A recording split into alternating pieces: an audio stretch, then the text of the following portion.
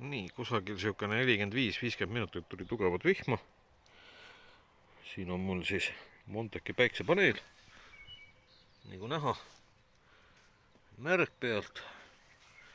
Ja tema laeb Monteki akujaama, mis on ka üleni märg. Ja täiesti laeb. Ei ole üldse probleem.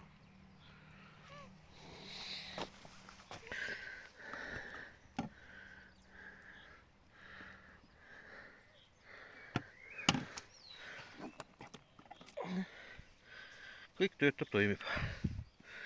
Mis ikka?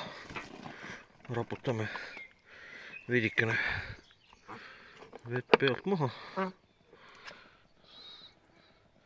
Hetkel on küll võrdlemisi pilves, aga midagi tuleb sisse ikka.